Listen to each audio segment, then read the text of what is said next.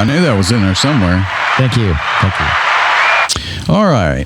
Here we are. What is today? The 25th of October. Again, Friday night at SMC Studios. Again, Terry is hanging out with me tonight. He just had a very intensive, long... No, it wasn't that long. Arduous rehearsal session that went on for hours and hours and weeks. And I was only conscious for half of it. Yeah, well... We have... it's been a good week musically. Yes, it has. Do you want to, say why you think it has been? Well, I mean, last night's rehearsal with Fastback was very productive and very good. And then tonight's rehearsal with The Obscure was equally good. Pulled a song out of our butt, which we didn't know, and... It was about dirty Chinese people, right? No, clean Asian Americans. Yeah, it was. And if that offends anybody, well, you're in the wrong podcast.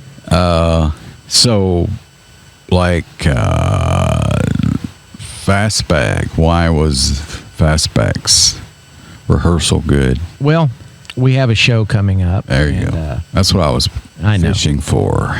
You're a fisherman. A fisher of bands. We got a show coming up November 2nd, and we only have one more rehearsal before said show. And we I think we did rather well.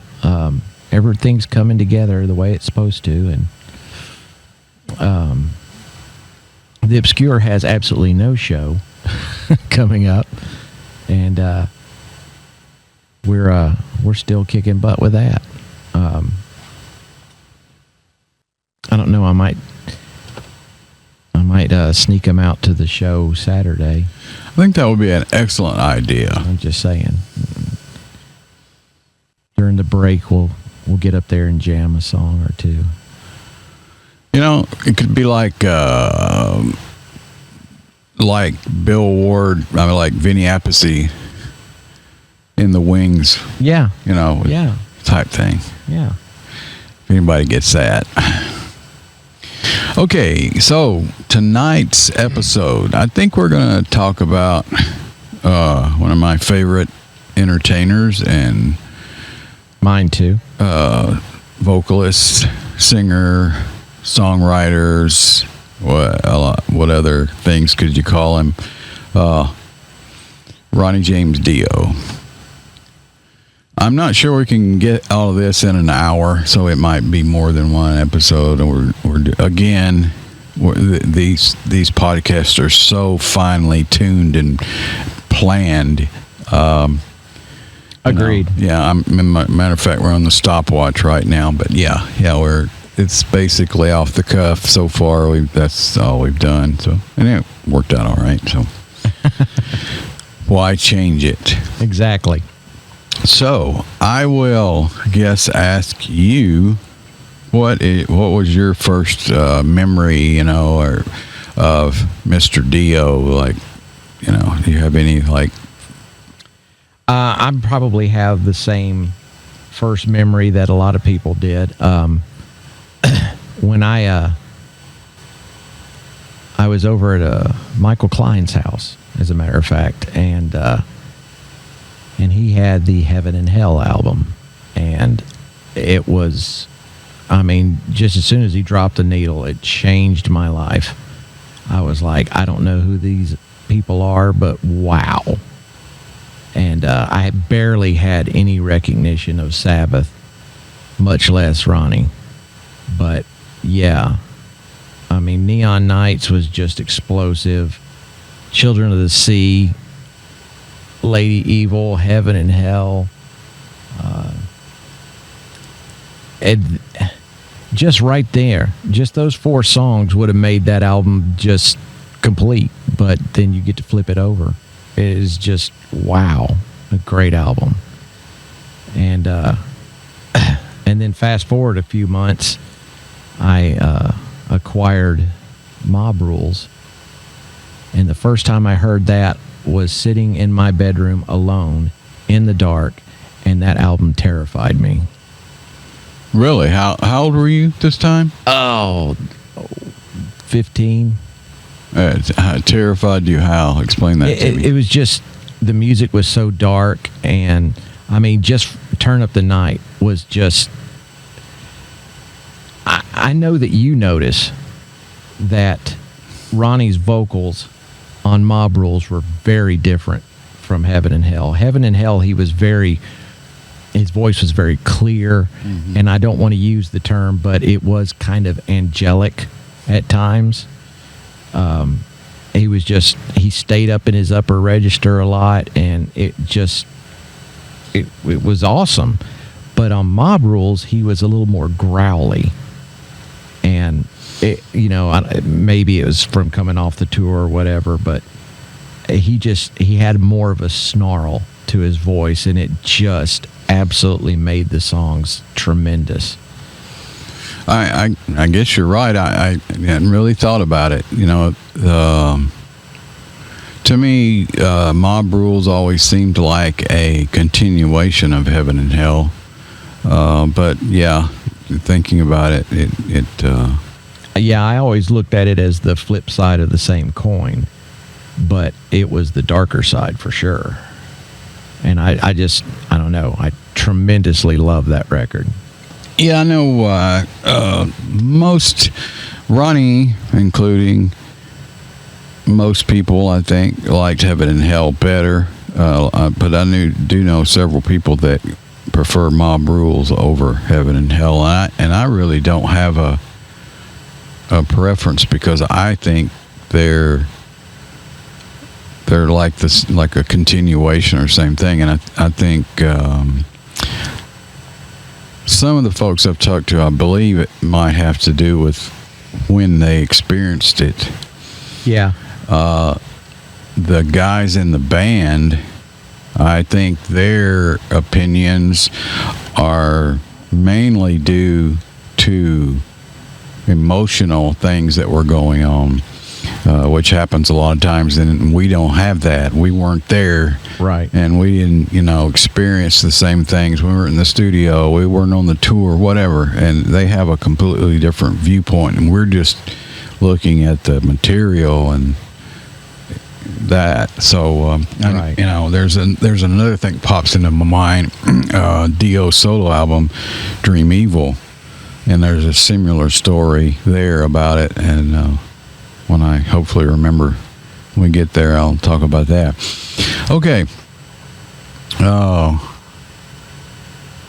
My first, I guess, was in Rainbow. I'm not sure what album it was. If it might have been, there was a compilation or like best of type thing, Rainbow. And it's probably a mixtape. Yeah. But it was definitely in Rainbow, and I was impressed. I wasn't that really like centered specifically that I remember on him. It was just the band, and I liked the songs and that kind of thing. It wasn't like, wow. I mean, obviously he's a great singer and everything, but I mean, I don't have that memory. There was a lot of music during that era, so there was a lot of other competing things to be listening to and doing and everything. The next memory I had was Heaven and Hell, and as we talked earlier, my memory is I was here locally at the Civic Center to see some show, and who knows what it was. Guess I could probably figure it out. And I had never heard Heaven and Hell. I mean, it's not like anything they played on the radio or anything at the time. So, and at that time, a lot of times we got there early, like maybe during sound check or afterwards, and they're still setting up. And the front of house guys had some music playing on the system, and Heaven and Hell came on, and I was like blown away. I remember not knowing what it was, but recognizing the singer, and I went up to the guy and I said, "Hey, who is that?" And he showed me. I don't remember if it was a cassette tape that he showed me the cover of or what it was, but I remember seeing it and he explaining this is told me Ronnie Dio singing for Sabbath now, and they fired Ozzy and blah blah, and I was just blown away. So that was sort of my introduction, and then fast forward, I guess, again, a lot of other influences, a lot of other music. I don't really remember listening to a lot of it until the solo stuff, Holy Diver and that kind of thing. And again, it was great, and I loved it, but I sort of, I guess, a lot of other things going on, and I remember trying to remember the date. I was at Redstone Arsenal at the youth center, and a guy brought in a tape. We're playing pool to put in there and play, and it was I think it was Dream Evil, because I remember like Sunset Superman and those songs, and going, oh, this is Dio, and anyway, that kind of thing. But memories get a little hazy over the time, so I'm really not that sure about all that. I can say real quick that that feeling I had when I heard the song Heaven and Hell, I mean, that overwhelming wow. I never thought that I could have that same feeling from the same singer until I heard Stargazer. And Stargazer was just, what? Are you kidding me right now? That song was so freaking amazing. And that's when, I think that's what solidified, Ronnie is in my DNA now, and that's when I started searching out the Elf stuff. Now, that was a shock. That was a little bit of a culture shock for me, because I was expecting high energy rock and roll, and I think everybody was a little shocked about that didn't experience it at the time. Right. Yeah. And but I can tell you straight up, man, everything Elf did, I absolutely love. That first album, I think that first album is really good. I liked all three, and even Trying to Burn the Sun, which everybody acts like didn't happen, but it was a great album to me.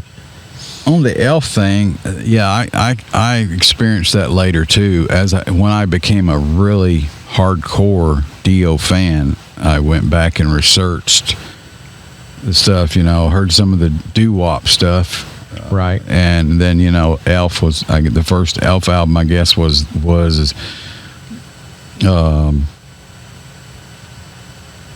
and I was like you. I was like, wow, this is so different.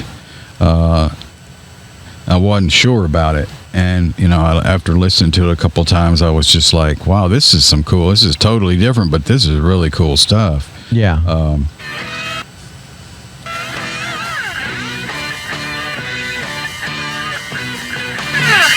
Now it's coming through, right? Yes. Yeah.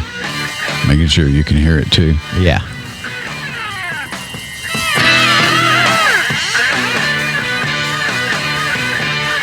By the way, it's Gambler off of the first one. And I'll throw the cover up there too, of course, in post. I just wanted to have something playing in the background. And that cover is also, that's Ronnie James in makeup. Yeah. I remember getting to sign it, and a couple of other things like Holy Diver and whatever, and I had that, and I go, I guess it's been a while since you've seen that one or something, and he looked at me and got that classic Ronnie smile again. He goes, no, I see it every morning when I shave. And it took me a second. I was like, oh yeah, okay, I got you. Yeah.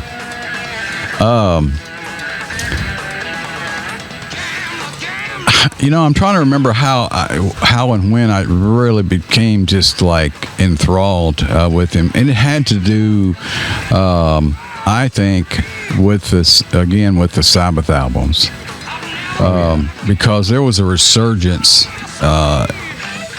in Sabbath, like there is a lot of times. Everything goes in phases and cycles, but. Sabbath, it doesn't seem like that now, but there was a period of time where they were sort of like, not thought of, like 76 to 78, they were an afterthought. Yeah, and even later, I mean, before Ozzy got the TV show and. Oh yeah. There was just a time that Sabbath was like, I don't know. It's just, and I noticed a resurgence, and I'm thinking, late '80s, early '90s. A lot of people started that weren't even around and stuff started really getting into Sabbath. But anyway, that I remember, listening to all the Sabbath stuff, but. Because that's my favorite band, but Ditto. Heaven and Hell, it just blew me away.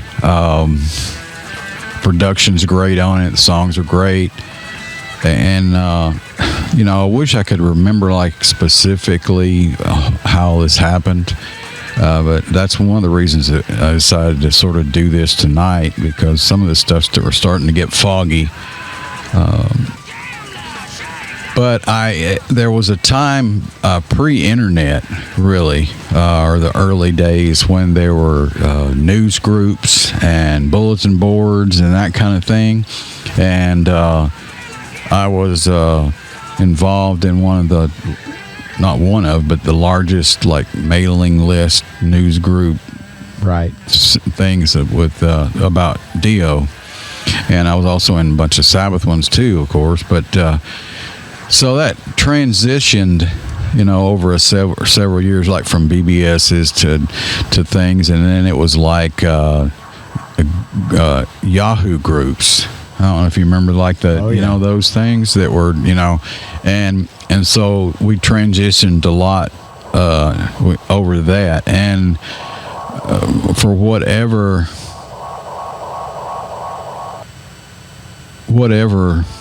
reason. I became like the moderator. I think first off it was like several of us, because it was large. It was very large, and then finally the sole one, or the main one, and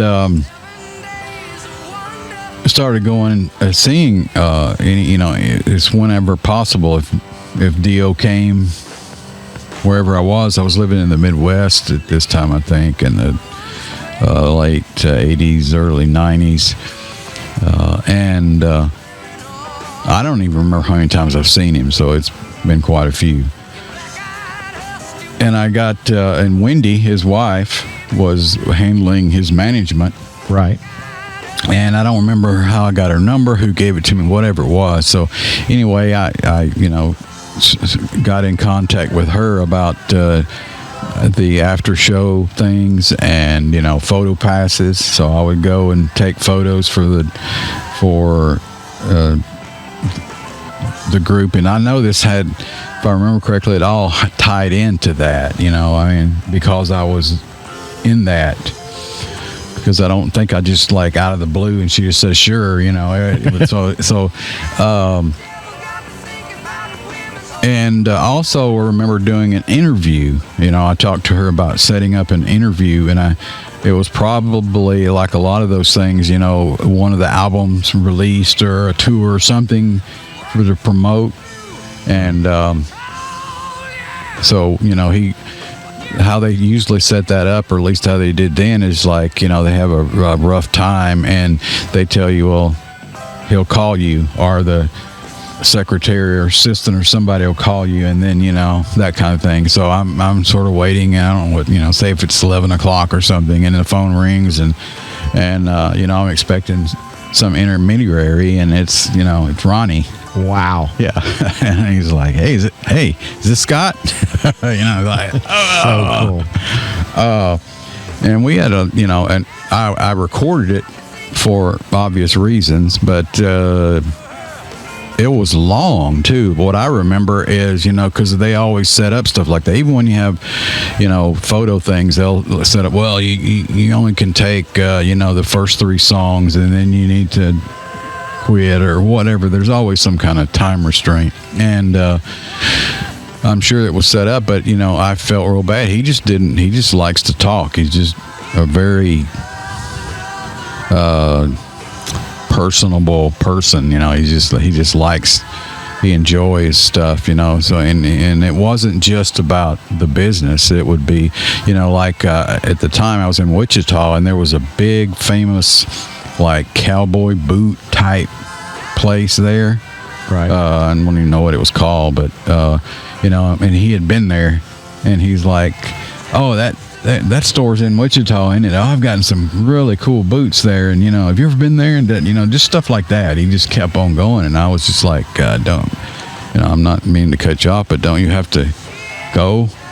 Like I told, I was told not to, not to keep you. Yeah, not to keep you, but.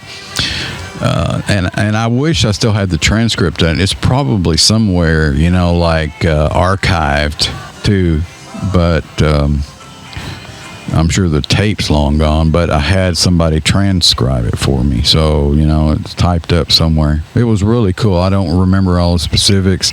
I did have a lot of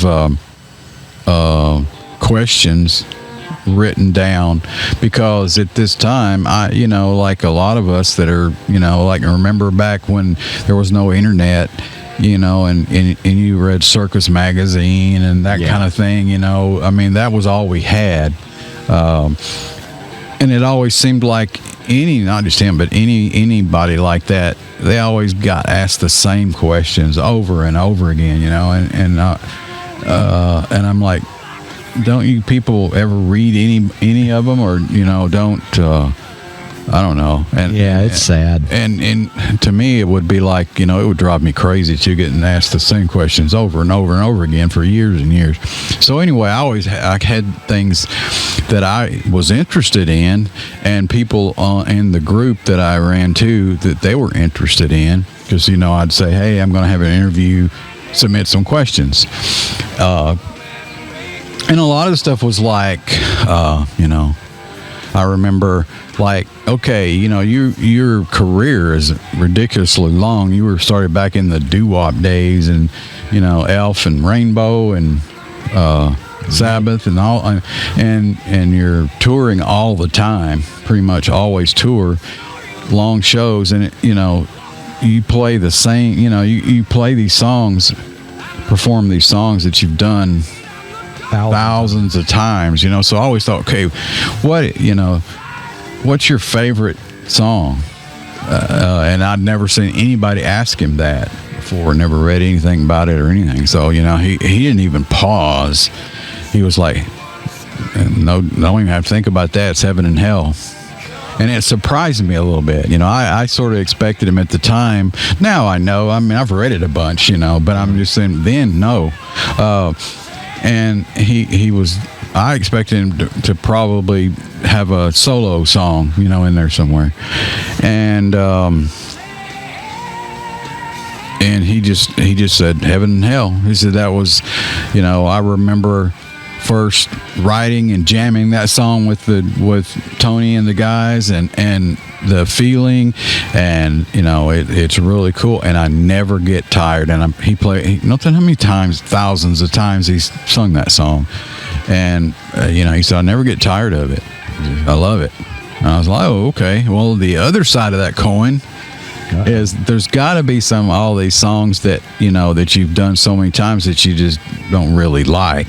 I bet I know what that one is. Yeah, well, I didn't at this time. I had never read this before. Of course, I've seen it a bunch of times now, and it surprised me too. And he says, I'll tell you, there's only one, and I was really surprised there too. And he said, because I never let myself. I was in a situation that there were people in the band had votes, so to speak, too, and I didn't like the song when it was recorded, and I didn't like it when it was released, and I don't. So he goes, and they overrode me, and he said, but I've never let myself get in that situation again, because I've never recorded a song or whatever that I didn't like. Right. And boy, that really threw me. I'm thinking, like, what could it be? And okay, and he goes, it's Rainbow in the Dark. I know, it's just so crazy. And I was like, what? That was like your first, like, hit, solo. It probably bought his house. And he goes, yeah. He's like, he said, yeah, we were in the studio. He said, I really didn't like, it just didn't come out the way I wanted it. It was too poppy. And I went, it is sort of poppy, but it's just catchy poppy. It's not like bad poppy. And he says, I literally was running to the machine, the 24-track, 2-inch tape with a razor blade, and I was going to cut the tape up. I was just going to cut it up because I didn't want anybody to hear it. And the guys physically restrained me. I could see that. And they talked me out of it. Man, this is the first single. They were telling him that, and he said, obviously they were right. I was wrong, but he says it's grown on me over the years, like that. And of course, I at the time I didn't notice, but I'd read later, seen this story later on, of course. And the cool hook in the song is the keyboard part, right? The dun dun dun dun, and that wasn't on the original. That Jimmy Bain, the bass player, which also played keys, they were in there, and he came over and picked that out, and that became, to me, that history. That became the song. But I still don't think I think it's a great song. I don't. You don't like it? No, I don't like it. Yeah, I don't. I really don't have any until probably there's a few on Sacred Heart, and there's a reason for that, which maybe we'll talk about later. Right. And that I don't care for, and the Tracy G era, and I love Tracy. He's a great guy and super talented, but it's just a lot of those songs are different. Yeah, and Ronnie just felt like a fish out of water on those. It just didn't sound like him. Yeah, I think it's my problem, and mine too. But other than that, I don't really have any songs that I'd go, oh man, if I was a producer, I would have just said, I can think of a few. Yeah, see, to me, they're and all the ones to me on Holy Diver are just amazing. Agreed. To me. Those songs are just. Wow. Yes. I have a quick little amusing story about Holy Diver. So, my sister was living in Chattanooga, and she had just got married, and her and her husband were going to move to Elizabethtown, Kentucky, and I went up to stay with her for a couple of weeks to help them move. And this was 1983. And I had no idea. I guess I just didn't keep up with it, but I had no idea that Dio had left Sabbath. Well, like I said, it's not like it is now, Right. And while we were still in Chattanooga, she took me to a record store, and I bought a cassette tape of Women and Children First. And as I'm looking around at the records, I see Holy Diver, and I'm like, oh my God. Very cool cover. Extremely cool. And I had to have it. It had to be mine. But here's the thing. I bought the album, the actual vinyl record. Right. And They didn't have a turntable. Oh, wow. Okay. I held that album for 2 fucking weeks, not being able to hear it. Oh, wow. And when I finally got home, it was literally the first thing I did was run upstairs, throw it on my turntable, and it sounded every bit as good as I thought it would for the last 2 freaking weeks. And oh man, I love that record. Don't Talk to Strangers, just the best song ever. Those songs on that album are the kind of songs that makes the hair stand up on your arms when and when you listen to his voice and things. I'm getting chills just thinking about it. I mean, really, his voice. If you listen to that, and his lyrics are not like any lyrics anybody writes ever. He. That's what really sucked me into him, I think, was his really deep listening to the songs. And his is just amazing. And, another thing, his voice, there's plenty of, the world is full of people that can sing. It really is. I mean, not as many that can write. But I mean, I'm not saying it's like super easy. I'm just saying there's a lot of people, so that has wide range vocal abilities and stuff.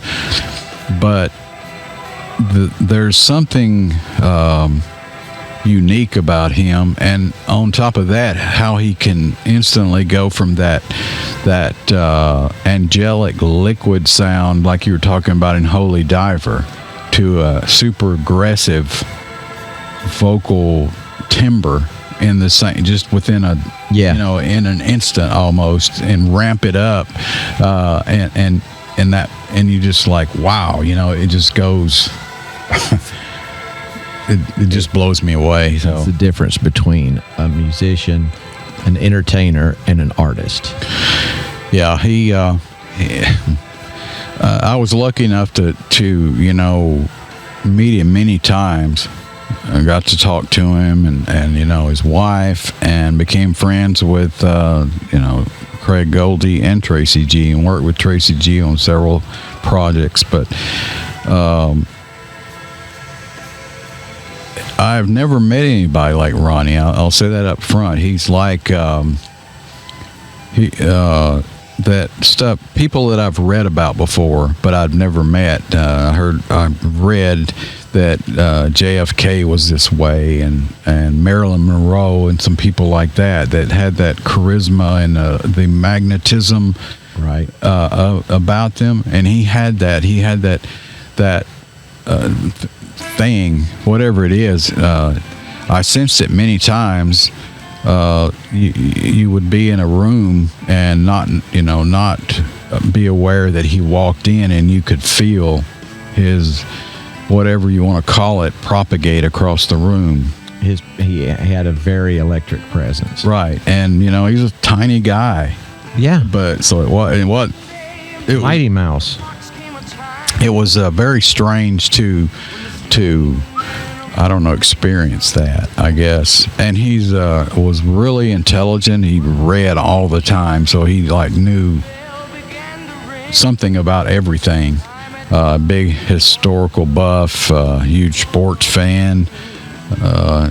He was just, and the way he really deep down, wholeheartedly appreciated his fans. I've never experienced that with anybody else either.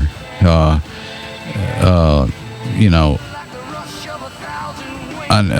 you've read a lot, or anybody that's read much about him,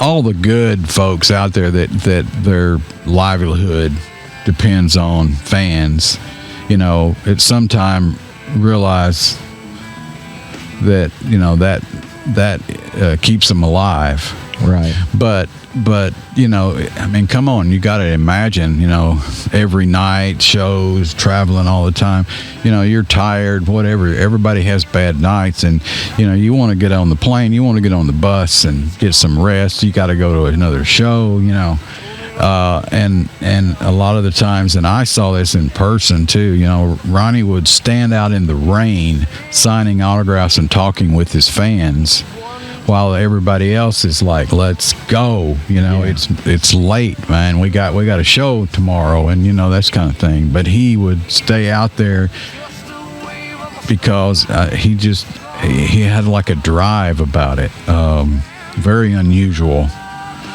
The only other musician I'd ever heard that was even close was Dimebag. Yeah, I didn't know that. Another thing that I have read about on some businessmen and a few politicians that are really successful is he had this weird ability to remember faces, names, specifics about people. I will never be accused of that.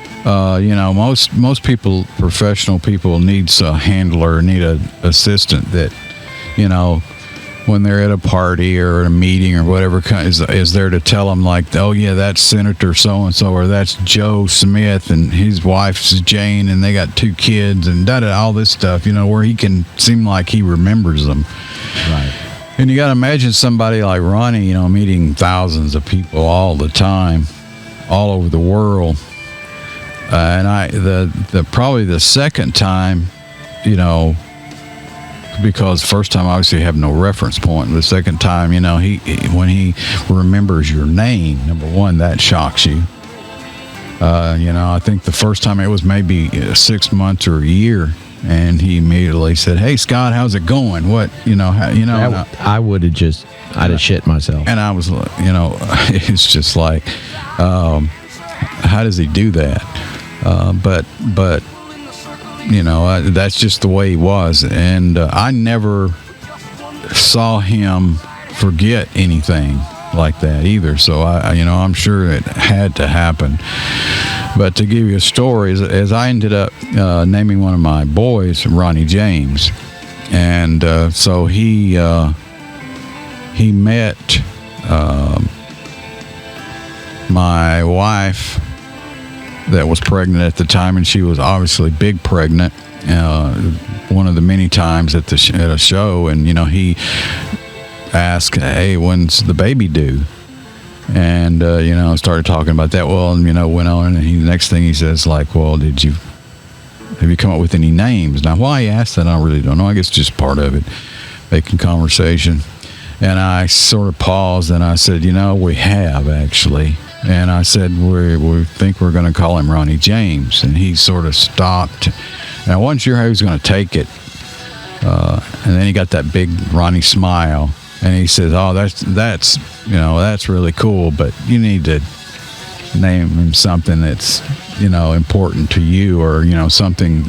I forgot how he put it. And I said, "Well, listen, let me tell you how this came about." And my wife she was working as a secretary or assistant or something, and doing transcribing stuff, typing and stuff. And she was answering phones, and she happened to have headphones on and a Walkman.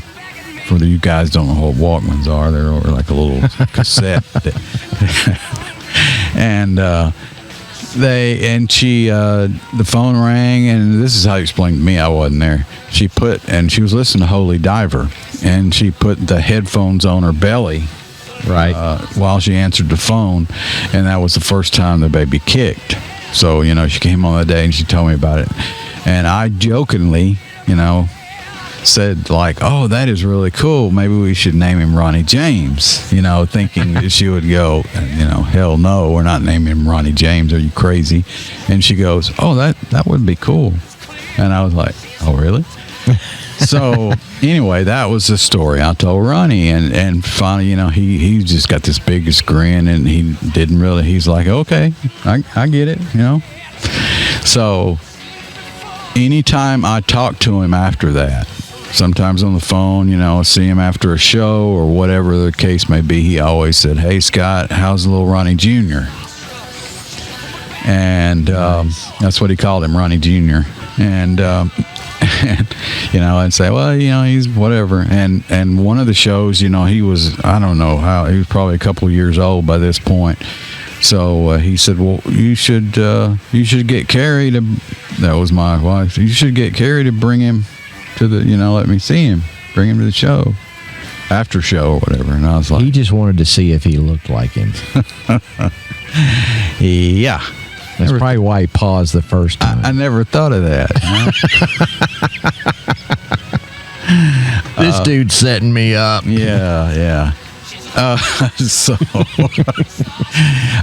So anyway, I call Carrie up and I said, "Hey, Ronnie wants to meet Ronnie." So she's like, "Really?" And I go, "Yeah." So she brought him. Of course, it was, wasn't the best. He was just a little guy, but took pictures and everything. But yeah, ever since till he wasn't around anymore. Anytime he saw me or talked, he always asked about Ronnie Jr. Amazing dude. I'm getting sort of sad here thinking about it, though. Sorry. Yeah. I'll grab it for a sec. Yeah. So back in '87, Michael Klein again. He worked at WEGL down in Auburn when he was in school down there, and he always got us tickets to shows. And the coup was he scored us Dio tickets, Birmingham Fairgrounds. Now check out this bill. It was Sabotage opening for Megadeth, opening for Dio. Wow. And it was Savage's Haul the Mountain King tour. Yeah. It was Megadeth's So Far So Good So What tour. And it was Ronnie's Dream Evil. And so we watched the Sabotage set, which was great. And then we had an interview with the lead singer. So we went directly after their set to do the interview. John Oliva back then had some serious issues. Big cokehead, all that. I mean, Michael handed him one of his cards and he rolled it right up and snorted a line with it. And and it was a decent interview up until the roadie showed up with some girls and then introduced John as Ronnie Dio. Oh, he got so livid. Oh, wow. So we go back into the show, and it was about a third of the way through Megadeth set, and we watched the rest of it. And then we prowled around the backstage for a little while, and then we sat up and watched the entire Dio show, which was just absolutely amazing. So after the show, we go backstage again, and that was my chance to meet the man. And I froze up. As soon as I saw him, I froze up. Because he was livid mad. He was pissed off. And he was pissed because all we could hear was that the audience was dead. And he just could not get them fired up. And his tour manager was going, "Ronnie, we're in Birmingham, Alabama, and they just saw a rock concert where a robot dragon and a robot spider had a laser fight in front of them. They had no effing clue how to act. You just blew them away." And wow. that seemed to satiate him. He felt a little better about it at that point, but up until that point, I've never seen somebody so mad. Wow, I mean, I've seen him mad a couple of times, but he most of the time he would get mad at things that he thought interfered with the audience's experience. He didn't. He was such a perfectionist and very he like stupid mistakes, equipment failures or anything like that. Right. He are people doing things that stupid things. Okay. He didn't really have but I always saw him, anytime I saw him, he was just great with anybody that he worked with, unless they fucked up. Right. He just didn't really tolerate that a lot, and the way he looked at it was, it wasn't a personal thing. It didn't seem to me. It was that he wanted the audience to have the best, their money's worth and the best experience possible, Right. about it. But yeah, I'd never seen him, like you said, just livid, Well, he went out that. Let me say that I could not imagine a better show. Oh shit! Hang on, the late great Cozy is schooling us here.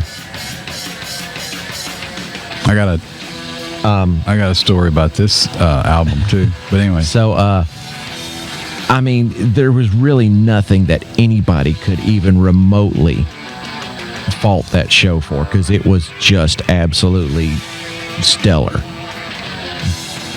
But everybody was just slack-jawed because they weren't expecting that. They'd seen like the forum show VHS, right? And they probably heard a couple of bootlegs here and there, but when you see it, because it was literally just absolutely fantasy. Yeah, it was pretty cool. It was a very cool show. It was the first time I ever heard Craig Goldie play in person, and he just absolutely nailed it. He believe it or not, most people, have different favorites, different opinions.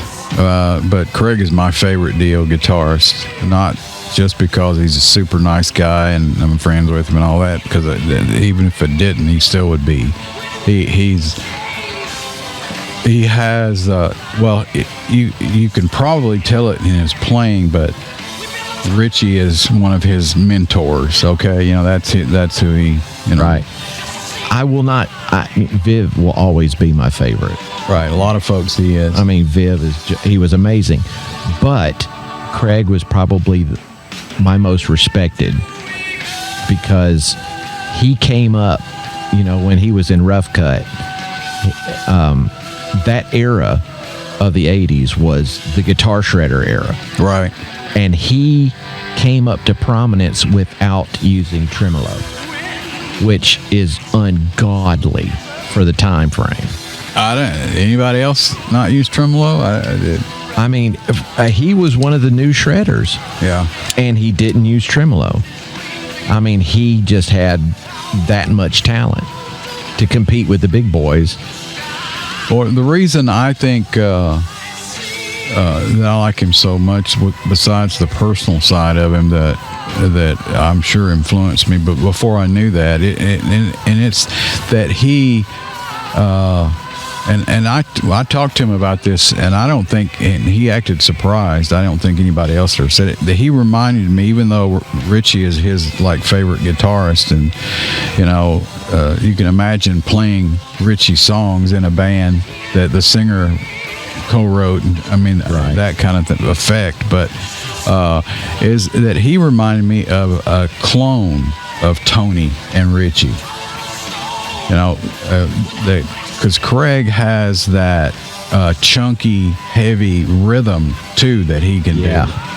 But he can, well-rounded. But he can liquid do the Blackmore stuff. And to me, Blackmore is I call a noodler. He's not really a rhythm player. Okay, not like Tony is. Come on, that's like God, the riff playing, lord. Yeah, that's so that's he and to me it worked out great, because obviously when you're in a band and you got such a wide range of songs you're going to be playing, some of them written by the riff master himself and played by him, and then written by your favorite guitarist Blackmore, and then and Vivian and whoever. And he just nailed that shit. And he also wrote co-wrote some of my favorite riffs and songs in the Dio era. I think Dream Evil is a very underrated album. I've tried to steal that riff several times. It's just, that album is really cool stuff. The only thing I have against it, if I have anything at all against it, is due to the time period. And I said this to Ronnie too one time, and I felt bad. I still feel bad about it. And at the time I said, I felt like I stuck my foot in my mouth, but I said, I love that album. If the only thing that I could say is it's a little 80s sounding, like it's dated. Yeah, it's got that 80s production on it. And when I said it, I sort of saw his face fall a little bit or like change, and I went, "Oh, that was just stupid." And he goes, "Well," he said, "you're right. That's my fault." And and I didn't know what to say, and he said, "I produced it," and I was just like, "Oh, what an idiot," I was like, but the thing was, I'm sure he appreciated the honesty, though. I hope so. The thing about too is, I luckily later got to see them bring those songs back into the set list, with Craig playing them live several times. And I had talked to Craig about, I'm sure it had nothing to do with it, but I had talked to Ronnie and Craig both about it, And I'll have another little story about that too. But they sounded like they should have. They were heavy and, they didn't sound like that on the album. They sounded way better. And I was like, wow, too bad we can't had a live release or something, because not that album's bad. Okay, and there's a reason. The same thing with Mob Rules that we were talking about, that I found out years later emotionally how the participants in the album don't exactly feel the same way about that album as they do Heaven and Hell. A lot of emotional baggage going on there. Well, the same thing with Dream Evil. Because I asked Ronnie once, I was like, why, I love that album. Why don't you play songs off of that album? And I said, they're great songs. And he goes, yeah, they are. But there's just some, a lot of things were going on in our lives during the time. And it colored, I think, our feelings about that. And a lot of us didn't want to play, some same guys were in the band that were on that, so we just didn't really want to play those songs. And I was like, wow, it sure would be cool to have some of those songs back in there. Yeah. Well, fast forward a couple of years, and there was the band had done that, had sort of like their fan club or whatever, they'd ask about what songs on this tour do you want to hear, and several people had put some of the Dream Evil stuff, and of course I did, and had talked to both Craig and Ronnie about that. And so it was great when I went to see them and they played some of those songs, and I was just like, yes, they just sound so badass too. So I talked to both of them after a couple of shows of seeing them, and I said, man, it was so great, seeing those songs back in the set list. And he goes, you were right. He said, it's far enough now that I don't have the same that emotional stuff that was bothering me. He never said specifically what it was, but is not there anymore. Those were great songs. They're fun to play. I really regret all those years that we didn't play them, and it's a shame, because they would have probably ended up on some live releases too.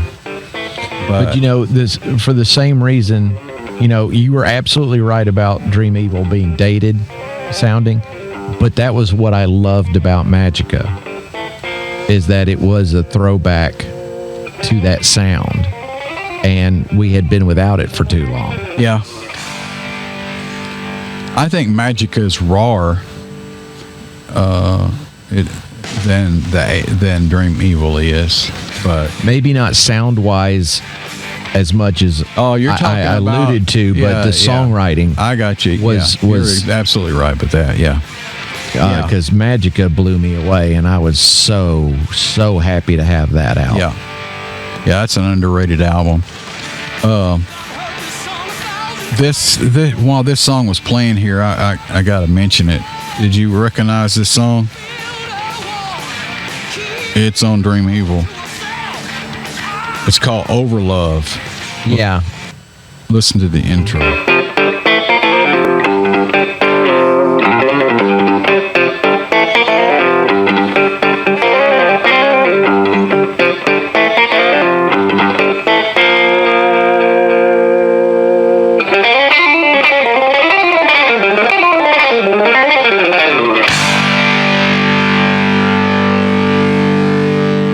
He's had a couple of lessons. Dude, that's badass. I mean, it's very reminiscent of Man on the Silver Mountain, but he made it his own and just tapped that vein.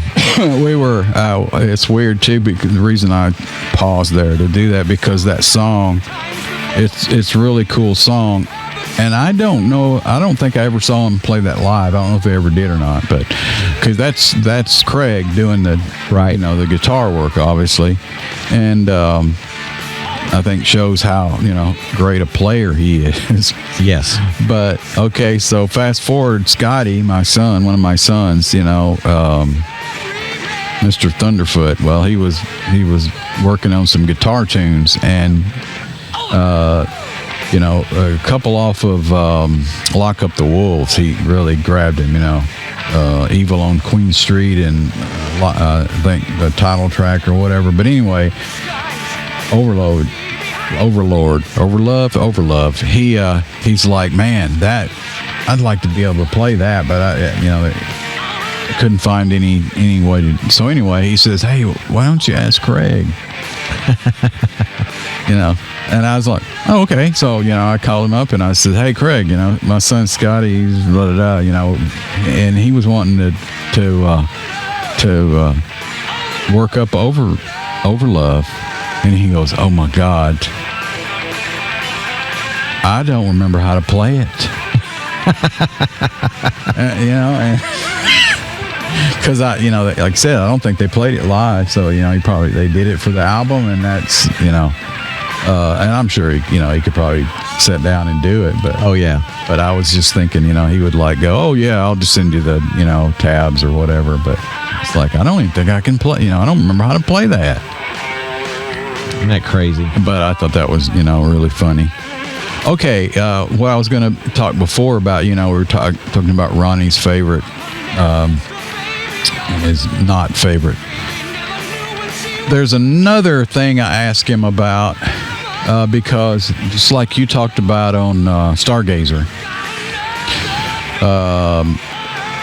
most folks, I would say 90+% of the people that are fans like Rainbow, especially. Anyway, that's like their they go, wow, that album is just rising. That's just amazing. And I'm one of those people. Yeah, Stargazer, wow, it's just amazing. And there's nothing, I don't argue with that at all. Okay, good.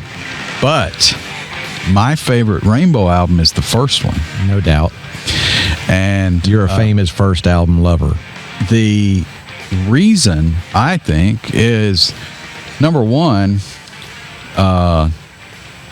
that was the group, that Richie hired, basically, Right. I mean, to to go in and do that was sort of a hand-picked type thing. And the production is better on that. Oh, this is such an amazing song.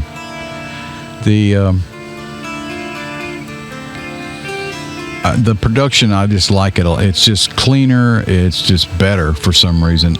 That's another thing I have with Rainbow during Ronnie's era.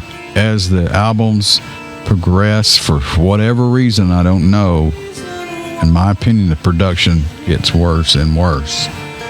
Long Live Rock and Roll, to me, is horrible production. muddy and it's I don't know, but anyway, it has moments. I love it. I love the album. Right. We're talking about strictly production here. So anyway, and there's some songs on it to me on the first album that are just epic, like Temple of the King, Catch the Rainbow. Right. You know, those songs are just, you know, amazing. Some of Ronnie's best vocal work to me. I mean, it's just really good. So, you know, I was curious to what Ronnie thought, because to be honest, I'd never talked to anybody that felt the same way I did about it. Everybody always said, "Yeah, it's a great album." Blah, blah, blah. You know, Rising just blows it away. Sorry, you know, all this. Okay, and I sort of built it up a little bit with him, you know, and as I'm doing it, he's getting that smile again. He's smiling at me, and I thought it's gonna be something, whatever. I didn't know what he was gonna say, and I stopped, and he's like, "Scott, you're absolutely right." He says, "There's several reasons that the first album is better." He goes, of course, you know, that's subjective, but I mean, I think it's better. That's what he was saying. He says, "Number one, that's my band. Those guys I grew up with. I've been playing with those guys. You know, that was Elf, minus the guitarist, you know. Yeah. Those were my bud. Those were my," forgot how he said it, so... And he says, "There's nothing that I can say, you know, that Rising was an amazing album. You know, there's just," he said, I really like it, but I feel it's a little bit," and I think he said masturbatory or something. You know, it was something like, it was a little, you know, the songs are longer, jams, you know, showing off, and you know, he felt it was a little of that, and he didn't say, you know, really himself, but he led me to believe that was Richie, you know. Oh yeah. You know, so I think it's also relevant to say that, you know, he's in a band with Richie freaking Blackmore, who doesn't need an excuse to solo for 12 days straight, and often did. And that would get on his nerves, or that would definitely put an impression in his head. But then he goes and starts playing with Tony. And just recently, Tony shared that Ronnie was the kind of guy that was like, "Why don't you play the solo longer?"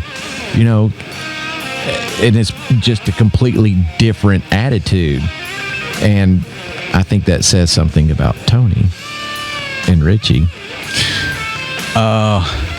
Because like you were saying earlier, Richie was a noodler, whereas Tony, when he's structured, even when he's off the cuff, his solos are just amazing. And I'm sure that Ronnie, I never had a chance to ask him, but I bet you he could sit there and listen to it all day. Yeah, I'm sure. I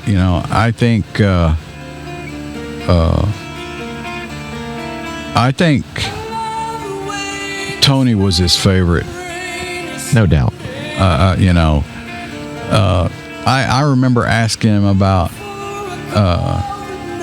because, you know, the split with Rainbow wasn't exactly, you know, the best.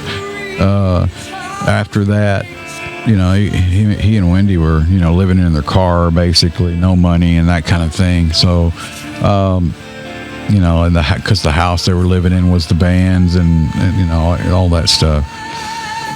And he took a big gamble to quit. You know, he didn't have to. Right.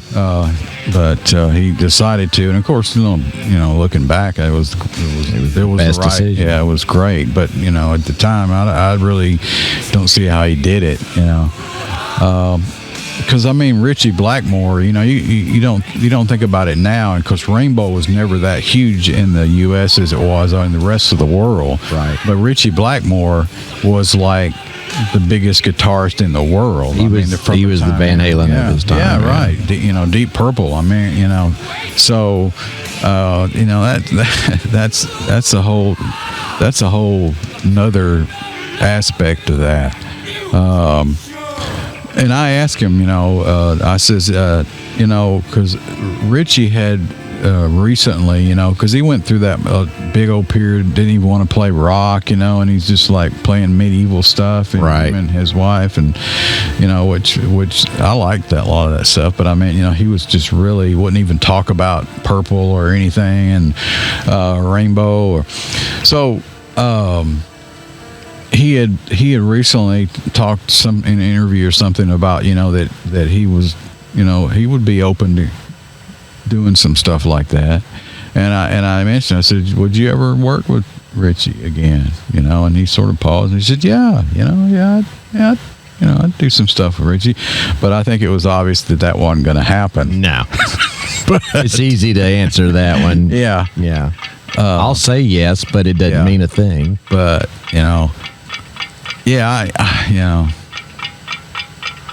So the whole point of that, I guess, was that I was surprised again that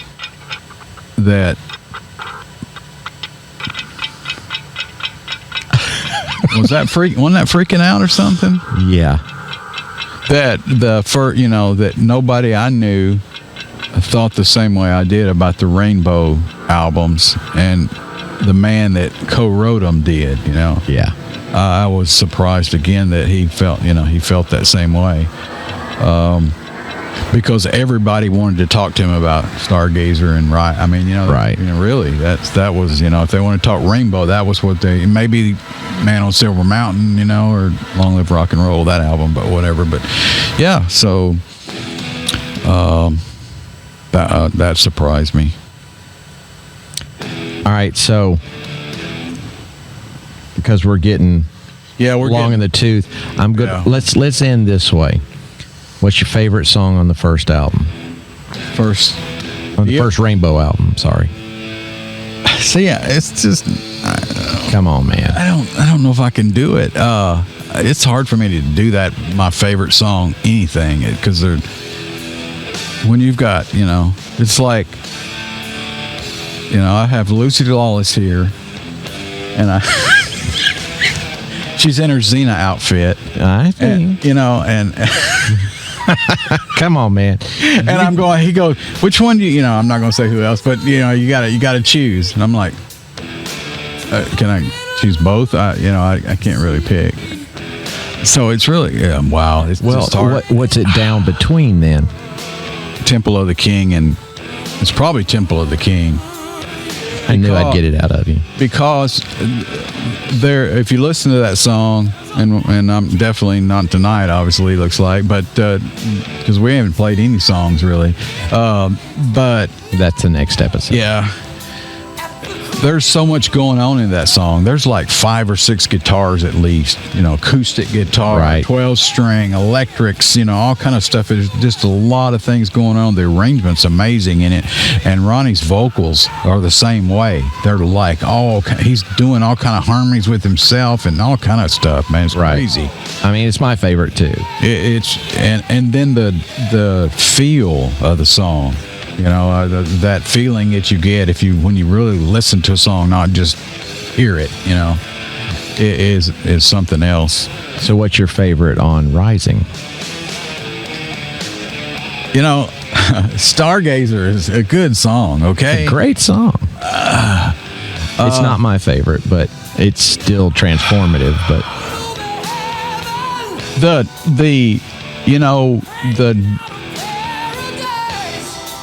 But I think overall it's probably one of my favorite on there. I can't say it's the favorite, but come on, the drum intro by itself is like is a masterpiece. Absolutely. So the song could have been over at the end of that intro. That's like a Zeppelin type drum part. What's your favorite? Terror Woman. Yeah, I absolutely adore that song. I mean, I like it, but that wouldn't be my favorite. I know. Fine. But at least I can name one. Yeah, that's true. Did you ever, this album here is Lock Up the Wolves is what's playing in the background. And it was with Rowan. Yeah. What's his first name? Rowan is his first name. Rowan Robertson. Yeah. Right? 17 years old. Yeah, they like auditioned thousands of guitarists, and 17-year-old kid that got the gig, and this album is so different to me than a lot of and a lot of people don't care for it. A lot of Dio people don't care for it, and it's super underrated. Agreed. But I mean, this song, Wild One, Hey Angel, come on. Evil on Queen Street to me is like, wow. But this is like, it's very Sabbathy, this album is. Yeah. Like, Lock Up the Wolves is a good example. It's plotting. It's that, what I like about Sabbath. All right, I got to say this. I'm not going to say the name of the other podcast, but well, I don't care. Martin Popoff. Yeah. If you know who Martin is, Martin writes 1,000 books about every band you can imagine. I read a bunch of his stuff. And he did an episode on his 5 songs that made history or something like that. He did it on slow songs. And when I say slow songs, slow tempo. Right. And he said he was always bothered by the fact that the majority of Dio's songs were slow. I've heard that. And I want to slap him when he says stuff like that, but go ahead. And then he asked him why. And he was like, because there's so much room to play. Makes them heavier. It makes them heavier, and he has so much room to maneuver. And can you name a song that he doesn't? I mean, he was the master of it. Well, you notice the pattern, and we've talked about this before. I don't like setting patterns or restrictions on songs, like when you're writing them or whatever, like, well, we need to do a fast song, we need to do a ballad, we need to do this, whatever. Right. I don't like that whole thing, but that's the way it was, when you're doing an album, especially back in the album days, and you noticed all the first tracks were fast. Yeah. Okay, you got, what is it? It was Wild One, the first one. I believe it is on this one. Heaven and Hell is Neon Nights. Right. It's just Turn Up the Night. Right. It's fast tempo. That's the way the people at the label wanted you to come out of the thing. They want the OTT, the over the top song. Right. So those were always my least favorite songs. See, so that's I would always go to the second song first. That would be the Heaven and Hell. That would be the Lock Up the Wolves or whatever. I mean, the Holy Diver. I think second song on Holy Diver, isn't it? Yeah. But Stand Up and Shout. Yeah, is the fast the one. OTT Right. is just a great song. I mean, I'm not saying it's not, but that right. I've always felt the same way. This song to me is way heavier. Yes. The guitar work and all the little air in there, that those starts and stops, that draws me in. But again, a lot of people I've talked to, whether they're musicians or just casual listeners, they don't feel that way. They like fast tempo songs. Yeah. And I do like fast tempo songs too, but I'm just saying they're, not as heavy generally. You just can't, I don't know, it's just different. And that's what always sucked me in about bands like Sabbath. I like plotting. And not, some people will look at that term plotting in a bad sense. Sorry. But anyway, that's because space in a song can transfer power. Plain and simple. Well, it's all dynamics, Exactly. You got that difference between dark and light, and to me, that's listen to this. This is not only the subject matter and the riff, amazing riffs and all, and the drum, everything about it is cool on this song to me. But listen how plodding that is. Oh yeah, that could be a Sabbath song right there. You could see Tony playing that. Come on, you know. Right. So, you know, and I was surprised he got that kind of performance out of Simon. Yeah. Well, yeah, that's another story too. You know, I remember that whole thing with Vinny. You know, because Vinny was a master of that tempo. Vinny, him and Bill are the only ones that could play it. I think, if I remember correct at the time, this was when Vinny went to sit in the wings for Bill in case something happened. Right. And Simon is a friend, personal or what are you going to call it, of Ronnie, you know. But right. they hadn't really played together. And I'm going to take this back. This is not how this went, because the times don't match up right. That did happen, but it was on tour. You know, Vinny was touring and left, and Simon came in to, you know, take over. Right. Because he was in AC/DC for a while and some other bands. Rhino Bucket, which is an AC/DC clone band. I don't know if I was trying to think of them the other day and I couldn't think of their name. He even did a Priest album. Right. So anyway, and I remember talking to Simon at the time at the show. This was the show wasn't started. I was hanging out at the show. It might have been the show I worked. And Simon and I were like resting on watching, I don't know, the roadies or something. I don't remember what it was.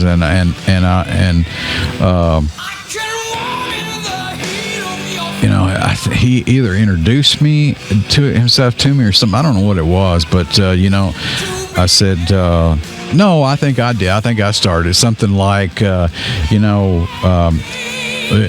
was great that you were free, that you could come in and help Ronnie out. Because Vinny, Bill, I think at the time, Bill had actually had a heart attack. That's what it was.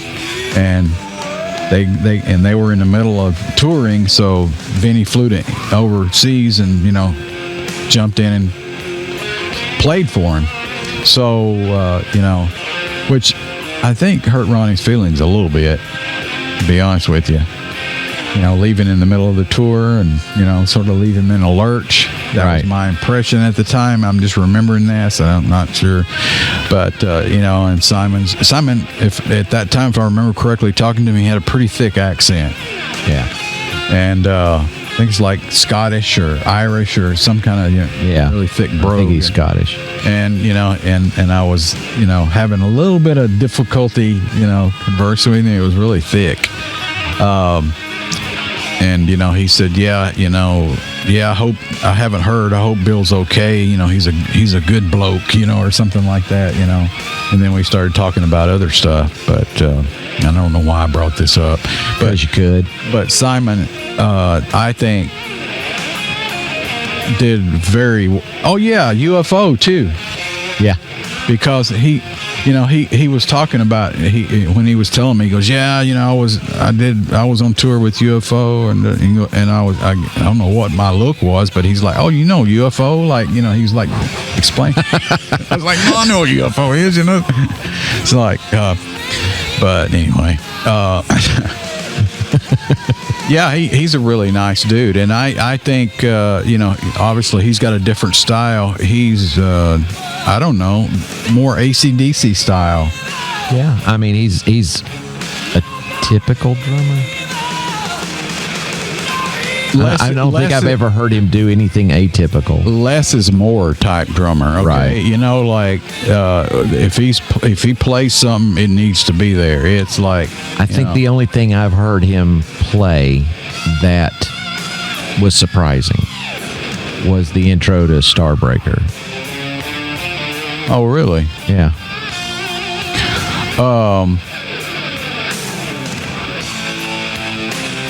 I I think his playing with Dio on this album and later stuff, I don't know if it was a conscious thing or not, but he there's some feels on here that reminds me of Vinny. Oh yeah, absolutely. I mean, and again, it's because of the tempos. But you got to do something. Vinny sometimes played over the top.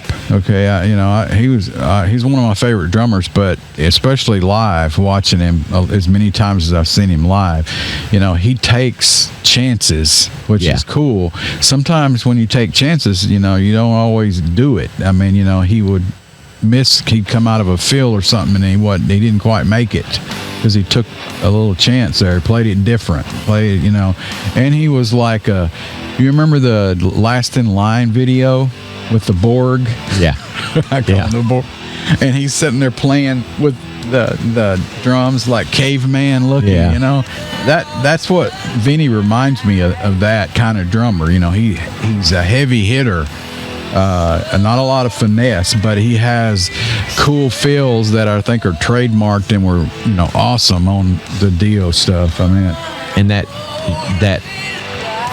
I call it his kick drum shuffle. It's just he's the only one I know that can do that. Yeah, I don't that stuff on the Dio albums. I still can't hardly explain it either. I'm sure there's terms for it, but he's got that shuffle thing, and you think that would just be played like a straight beat, a straight four on the floor thing, but he's doing something that's it's crazy. Yeah, and it's usually ride. He's got the ride in there, and and it's just like grooving like hell, and you're just like, what the fuck is that? It's like going back to the Rainbow in the Dark. That's the only way I can listen to that song is just to listen to Vinny, because I hate that song. The drum parts are cool. That bum bum, bum bum. Exactly. It's the only way I can get through that song. It's the only way. Why do you hate it? Because for the same reason that Dio hates it. It's too damn poppy. Well, he didn't. He all right. To like it. He probably bought him a bunch of houses and cars. Every single solo Dio song that sounds like pop, I don't like. I don't like Rainbow in the Dark. I don't like Mystery. What's your least favorite Dio solo album? We're too far. I'll let it go an hour and a half here because we'll cut some out maybe. Solo album? I don't think I can answer this, but I just wondered if you had an answer. My least favorite would probably be Strange Highways. Your favorite? My favorite is Last in Line. What would be your least favorite? Not Tracy G. Not Tracy G.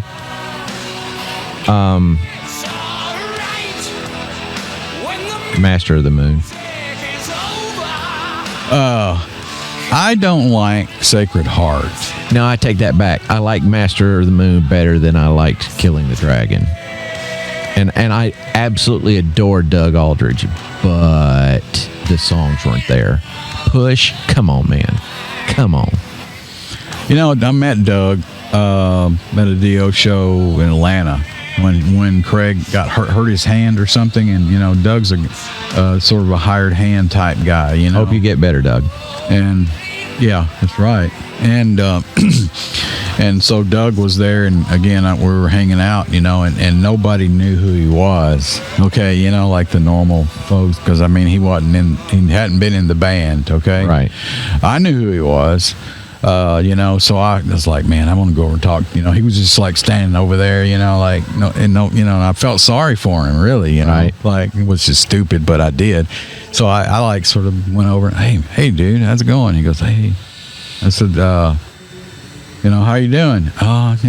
Pretty cool. And he reminded me of like stereotypical Southern gentleman type guy, right? Real laid back, humble, super talented, of course. He Right. can play anything. He's been in White Snake and Def Leppard won it or whatever. I don't know who all. No, he wasn't in Leopard. Wasn't he? You can drop him anywhere, and I think he could just play anything. Yeah. But I remember, he flew into there, and the only thing he had with him was his guitar. On the plane, he brought his guitar on the plane with him. But we started talking about stuff. I said, how is it like jumping in? That, and he says, sometimes it can be a little rough. And he said, but these guys, he said, Ronnie's like, didn't have to tell me that, but he's like, he's like the nicest guy ever, so Doug, that tour for Killing the Dragon, even though I didn't care for the album, that was probably one of his best touring bands. They were super tight, man. Doug and Rudy Sarzo and Rudy, I like Rudy. Rudy's a nice guy and a great player, but he's a little Richie Blackmore-ish for me. It's a little flaky at times. You know what I'm saying? And not personally like Richie, but right. But yeah, he's a great guy. I think the best time, and like I said, I've seen Dio, whether it was in Heaven and Hell. Look at that. That's catching me when I say that. I saw Heaven and Hell in the Radio City Music Hall in New York City that they recorded it and got the video and all that. I was there. But I've seen him a whole bunch. I don't even know how many times I've seen him.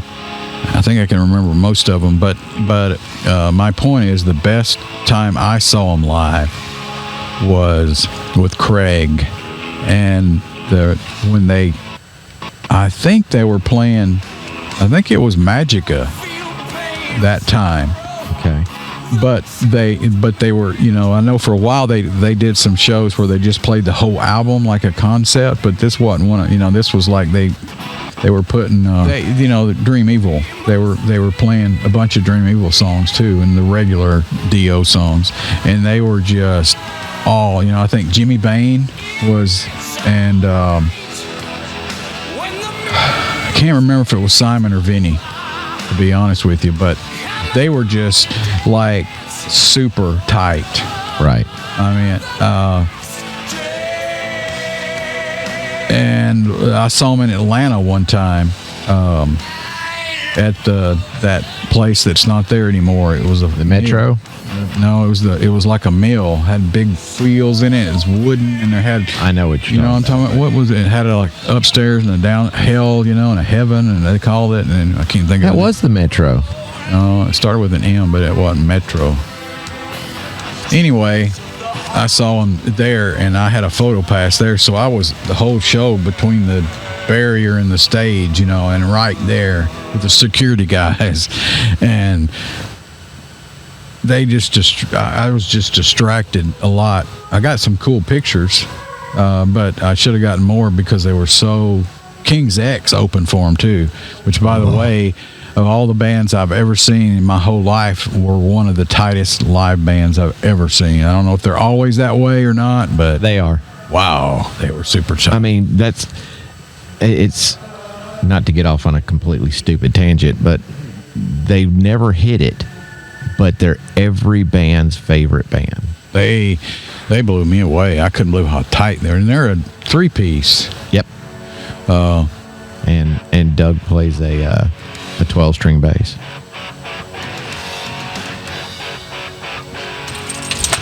What album is this on?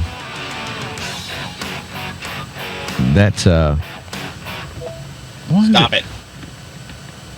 Fever Dreams, that's on Magica. Yeah. That's an underrated album. I know you say it, a lot of people don't care for that album, but it's got long as it's not about love. My favorite song on that one. Oh man, that's another sad story. Amazing song. A lot of feels in that song. Yeah. And Ronnie quit doing it because and I experienced it maybe once or twice. I think he only played it once or twice live, and it didn't get a good reaction. He had a bunch of assholes in the audience, that were like, They were from Birmingham. Like, what the fuck is this? And the song, it's like, it's not like a typical Dio song, okay? No, if there is such a thing. And I think it hurt his feelings, and he said, obviously they don't like it, so we're not doing that anymore. And I was like, man, but I experienced it at least once that I remember. I couldn't blame him. It was sort of brutal. Yeah. But anyway, I guess we'll wrap this up. Obviously, you're almost as bad as me. We could just keep going on with this, and we will. Yeah, got to continue because I've got a lot more stories that I haven't even touched on. I worked a Dio show as crew.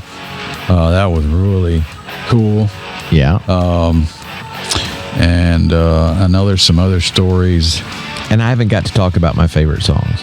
Yeah, we haven't really played any songs and talked about them, so we haven't even gone there.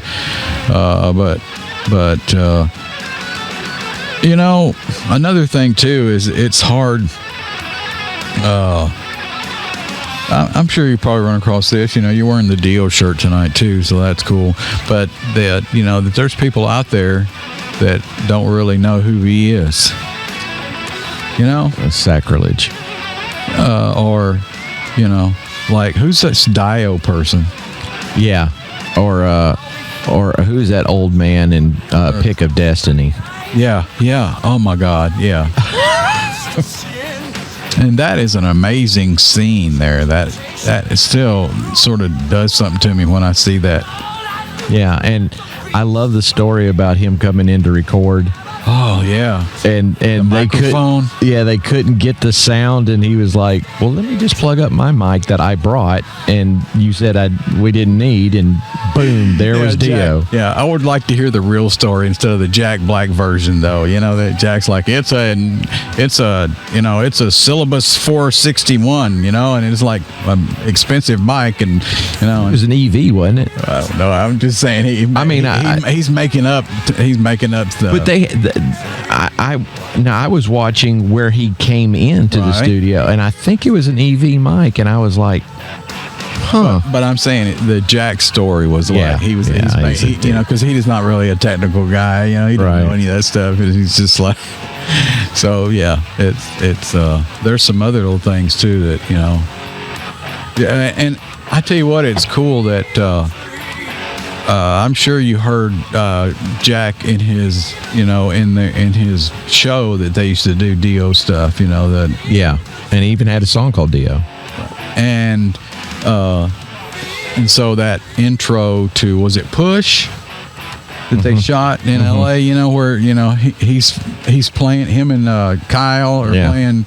What are they playing? We can't say Kyle's name anymore. He's canceled. Oh, whatever. Fuck that, Kyle. So anyway, they're out there. What are they playing? Is it Is it Heaven and Hell or something? I believe it's Heaven and Hell, isn't it? I think so. Yeah, and he's like, "Why don't you play some of your shit?"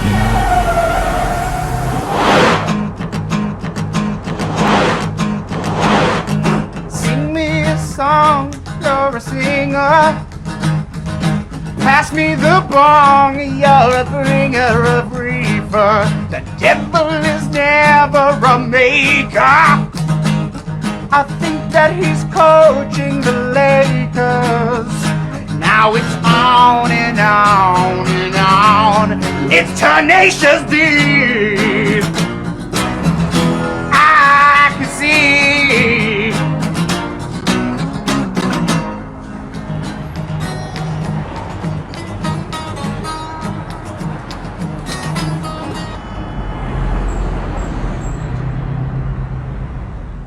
Have something for you, boys. If you play some Tenacious D.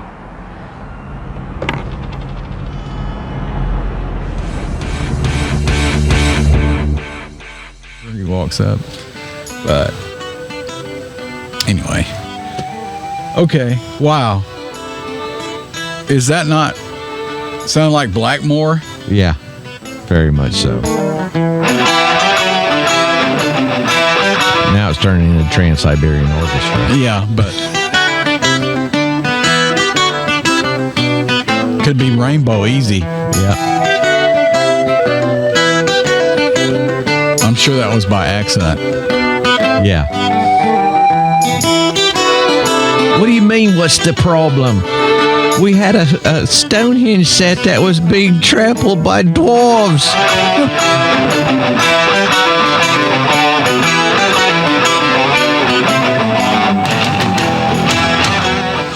All right. Well, we're going to wrap it up. It's getting late. It's almost tomorrow.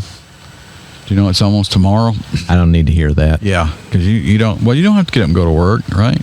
No, but I was kind of looking forward to having it tomorrow, and Gotcha. now it looks like I'm not, because I'm going to sleep. What's that? So I've heard of this sleep stuff, man. I don't know. I think sleep's overrated. I think it's a rumor started by Your burritos. yeah. And Jack. Where Jack sleeps 27 hours a day. You know, what was the line I always thought? It's a cool line. We talked about this the other day that Van Zant did in one of my favorite Skinner songs. I work 7 days a week, 8 when I'm able. Yeah. Something like that. Anyway. All right. Anyway, we'll wrap it up and hopefully we'll see you guys next time and finish this up. I don't, to be honest, I don't think we finish this up next time. There's too much to talk about. And I hope you understand how much we love Ronnie James Dio. Yes. I don't really think anybody can quite grasp it. And I'm not one to be, I don't really give a shit about most celebrity type. I mean, I'm not, If I'd have been pushed up to him and actually spoke to him, I probably would have got arrested. I wish everybody, got a chance to, see him perform. Oh yeah, because that's the thing about him. He never canceled shows. He every show, even his worst show, would blow you away. Better than most. Right. Best. He always had an amazing band, whatever. And it was just he was just an amazing guy. So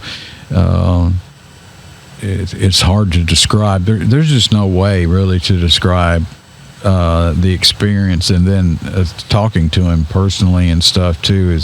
He was an amazing dude. Like I said, I've never met anybody quite like him before, after anything. But okay, I keep saying we're wrapping it up, and I just keep jabbering and jabbering. So I will say, play the theme song. Yeah, we're going to go out with the theme song. Since my phone, I don't know what's happened over here to the phone. Oh, that's because I turned it off.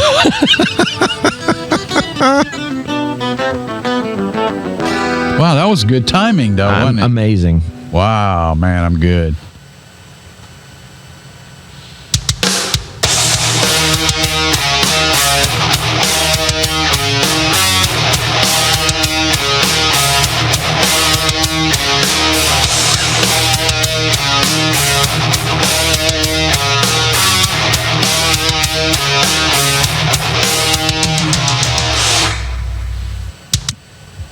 It's like, but I want to keep going. I want to do it one more time, please. Can we do it one more time? Later, guys. See you next week, probably.